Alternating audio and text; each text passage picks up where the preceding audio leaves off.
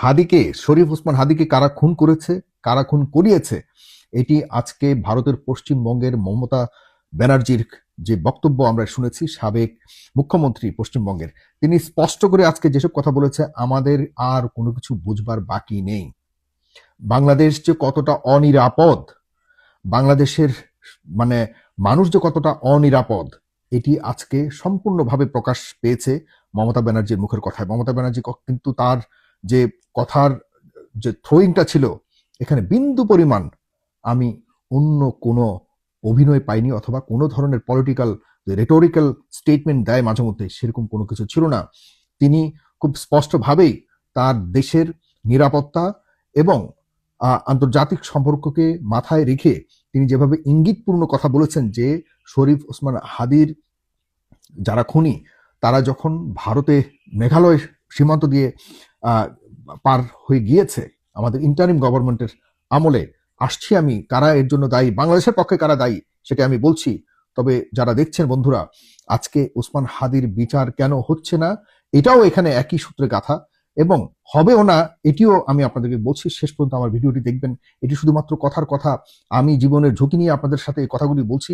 কারণ হলো, আজকে ওসমান হাদির বিচার যদি না হয়, কালকে আপনার ভাইয়ের বিচার হবে না, আমার হত্যার বিচার হবে না, কারো হত্যাকাণ্ডের বিচার হবে না, এটি ইঙ্গিত করছে। এবং যারা হত্যাকাণ্ড ঘটিয়ে গেছে, তারা আরো সাহস পাবে এই ওসমান হাদির মতো এমন ভারতের যে শোষণ বিদ্বেষী ছিল, ভারতের শোষণের বিপক্ষে যেভাবে কথা বলেছিল, এবং ভারত যে আমাদের দেশে কতটা মানে নগ্নভাবে বিভিন্ন হস্তক্ষেপ করে শেষ পর্যন্ত মানুষের জীবন নিয়ে খেলা করতে দ্বিধাবোধ করেনি, আমাদের বাংলাদেশে যে বিভিন্ন ধরনের মানুষের এরকম খুন করার প্রবণতাকে পর্যন্ত তারা নিয়ন্ত্রণ করে পরিকল্পনা মাফিক মানুষকে খুন করতে পেরেছে বা করার মতো সেই সক্ষমতা রেখেছে, এটি আমাদের দেশের জন্য ভয়াবহ একটি বিপদজনক ভবিষ্যতের ইঙ্গিত দিচ্ছে।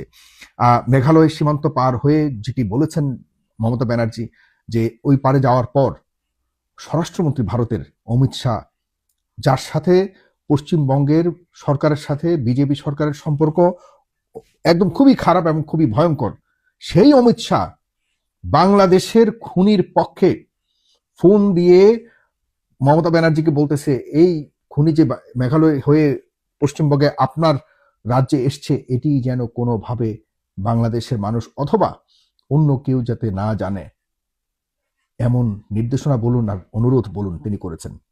স্পষ্ট যে ভারতের সরকার ওসমান হাদিরকে হত্যার পেছনে সবভাবে পরিকল্পনা থেকে শুরু করে সবকিছুর মধ্যে তাদের হস্তক্ষেপ ছিল। কিন্তু কারা ঘটিয়েছে, বাংলাদেশের পক্ষে কারা এটা নিয়ে কাজ করেছে, এটা বুঝবার বাকি আছে, বুঝবার বাকি নাই।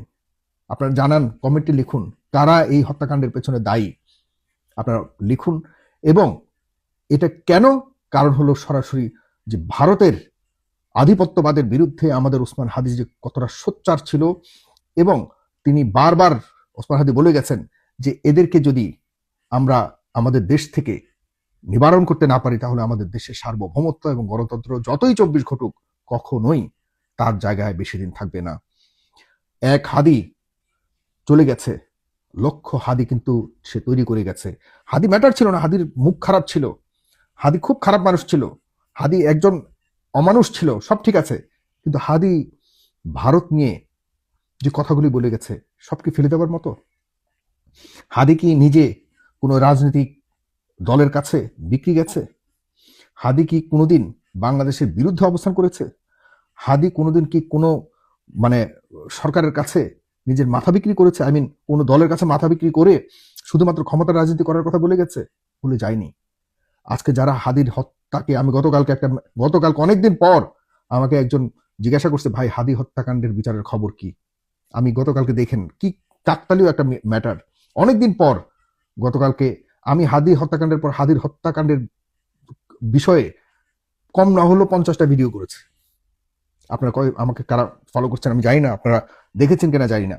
আর অনেকদিন পর যখন অভিমান নিয়ে আর কথা বলা ছেড়ে দিয়েছিলাম, পরে অনেকদিন পর গতকালকে আমি একটা স্ট্যাটাস দিয়েছি যে হাদি হত্যাকাণ্ডের বিষয়টা কোথায় আছে, আমি তো নিজে জানি না, আপনারা কেউ জানলে জানেন। সেখানে ওই স্ট্যাটাসের মধ্যে হাহারি একটা এসছে অনেক। চিন্তা করছেন, মানে এটাই কি তার অপরাধ? সে সার্বভৌমত্বের পক্ষে কথা বলেছে। আর আওয়ামী লীগ যারা হাহারি দিয়েছেন, এই বাংলাদেশকে আপনাদের না? এই সার্বভৌমত্ব কি আপনারা ওন করেন না? আপনাদের প্রতি আপনারা সেই যে বলছেন আপনাদের প্রতি অবিচার করা হচ্ছে, এই অবিচারের কারণগুলি কি কখনো রিয়ালাইজ করছেন এখনো পর্যন্ত? আজকে আপনার গায়ে আমি জানি না কতটুকু আঁচড় পড়েছে, আপনারা সবাই কিন্তু নিজ থেকেই অনেকে পলাতক রয়েছেন। আপনাদের গায়ে যখন হাদির মতো এরকম আপনার পরিবারের কারো উপরে এমন হত্যাকাণ্ড হবে, আপনি কিভাবে এটাকে নেবেন? তখন কি আপনি এভাবে মানে আপনার পরিবারের কারো হত্যাকাণ্ডের খবরের উপরে যদি মানুষ হাহা রিয়েক্ট করে, আপনার কেমন লাগবে? আমি জানি না। আজকে হাদিকে হত্যাকাণ্ডের মাধ্যমে আমি যেহেতু মমতা ব্যানার্জি স্পষ্ট করে বলেছে যে কারো যদি নাম বলি তাহলে বাংলাদেশে পুরা মানে অনেক বড় ধরনের বিস্ফোরণ ঘটে যাবে, এ কথার মানে কি? মমতা ব্যানার্জিকে বলতে চাই, মমতা ব্যানার্জি আপনার প্রতি আমাদের বাংলাদেশের মানুষের যথেষ্ট ভালোবাসা রয়েছে, অনেক ভালোবাসা আছে, কারণ আপনি আপনার রাজ্যে মুসলিম হিন্দু সবাইকে নিয়ে আপনি একটি সুন্দর পরিবেশ নিয়ে থাকার চেষ্টা করেছেন। আপনার এখানে হয়তো পলিটিক্যাল স্ট্যান্ডবাজি থাকতে পারে, আপনি মুসলিম ভোট পাওয়ার জন্য করতে পারেন, বাট বিনিময়ে কি পাচ্ছে মুসলিমরা? সেখানে কিছুটা হলেও এখন বর্তমানের তুলনায় আপনার সময় ভালো ছিল, থাকার সম্ভাবনা আছে বলেই বাংলাদেশের মুসলিমরা হয়তো ভোট দিতে পারে না, কিন্তু মনস্তাত্ত্বিকভাবে আপনাকে সবসময় সমর্থন দিয়ে যাওয়ার চেষ্টা করেছে। আপনার সময় আপনি বাংলাদেশ থেকে যাওয়া কোনো খুনিকে সেরকমভাবে লালন পালন করেননি। কিন্তু আপনি যে কথা বলতে চেয়েছেন, আমরা চাই আপনি আরেকটু স্পষ্ট করে বলুন, ঝেড়ে কাশুন। আপনার কাছ থেকে আমরা চাই বাংলাদেশের এই ঐতিহাসিক একদম দেশ কাঁপানো হত্যাকাণ্ডের পেছনে কাদের হাত ছিল আপনি স্পষ্ট করুন। আরও স্পষ্ট, অলরেডি স্পষ্ট করে দিয়েছেন, এরপরেও যদি আমরা না বুঝি, আর বাংলাদেশ সরকারকে বলবো, বর্তমান জনাব তারেক রহমান আপনার প্রধানমন্ত্রী, আপনি ভারতের সাথে কোনো কিছুতে ছাড় দিচ্ছেন বলে আপাত দৃষ্টিতে মনে হচ্ছে না। ভারত আমাদের শত্রু না, আমি বারবার বলছি ভারত আমাদের শত্রু নয়, কিন্তু ভারতের কোনো অধিকার নাই আমাদের বাংলাদেশের আভ্যন্তরীণ বিষয়ে নাক গলিয়ে আমাদের দেশে গণতন্ত্রকে তাদের হস্তগত করে আমাদের সার্বভৌমত্বকে প্রশ্নবিদ্ধ করা, আমাদের রাজনীতিকে নিয়ন্ত্রণ করা কোনো অধিকার কোনোভাবেই নেই। সাবধান। আমরা ঘুরতে যাব, তোমাদের ওখানে গিয়ে আমরা টাকা খরচ করব, আমরা যাই না, আমি আমেরিকা কানাডা থেকে সারা বিশ্বে ঘুরি, আমরা আমাদের পকেটে পয়সা আছে, আমরা পয়সা দিয়ে ঘুরতে যাই। তোমাদের এখন 2 পয়সা খরচ করলে সেটা ট্যাক্স দিয়ে তোমাদের সরকার চলে, তোমরা ভালো থাকো ওই দেশের মানুষ।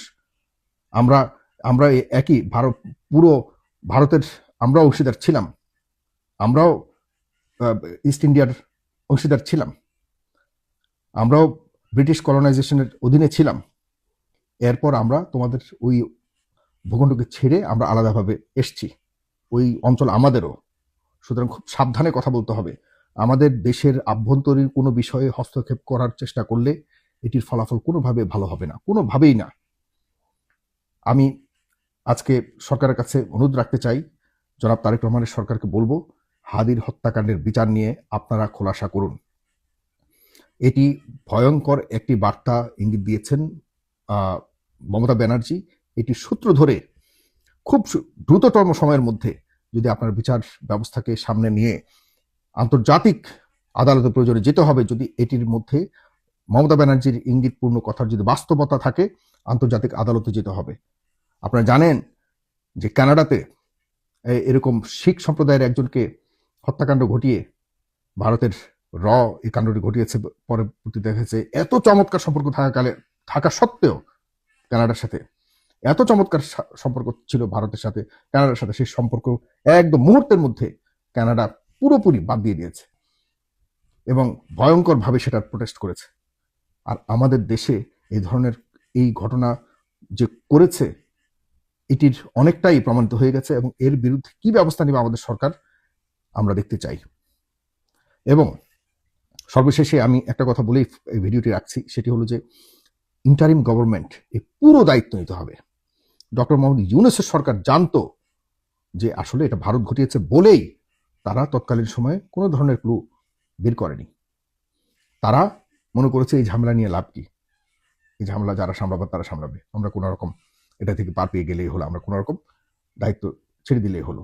যারা এর পেছনে দায়ী আছেন যারা নিজেদের দায়িত্বকে অবহেলা করেছেন তৎকালীন সময় এটিকে প্রকাশ করতে পারেননি, যত তথ্যকে জনগণের সামনে তুলে ধরতে পারেননি, তাদের বিচার করতে হবে। এই আসিফ নজরুলের বিচার যদি না করেন, তাহলে হাদি হত্যার বিচার যদি না হওয়ার কারণ খুঁজেন, এর মধ্যে 80% কারণ হলো এই ভদ্রলোকের। এই লোক এই ধরনের কুটচাল করে করে আমাদের ইন্টারিম সরকারকে ব্যর্থ করেছে। এখন এই ঘটনাটা হাদি হত্যার বিচারটাকেও সে করতে দিয়েছে বলে আমার মনে হয় না। এবং এর বিনিময়ে জনাব খলিলুর রহমান, আপনি কিছু করেছেন কিনা, আপনি কোনো সুবিধা নিয়েছেন কিনা, আপনার সম্পৃক্ততা আছে কিনা, এটাও কিন্তু এখন প্রশ্নের বিষয় হয়ে দাঁড়িয়েছে সামনে। আমার কথাগুলি যদি কারো খারাপ লাগে, লাগুক, বাট আমি মনে করি যে ওসমান হাদির বিচার যদি না হয়, ধরে নিতে হবে ভারতীয় আধিপত্যবাদ এখনো সে আগের মতোই বাংলাদেশে রয়ে গেছে। আর যদি তাই হয়, তাহলে শেখ হাসিনার অন্যায় কোথায় ছিল? এই প্রশ্ন রেখে আমি শেষ করছি।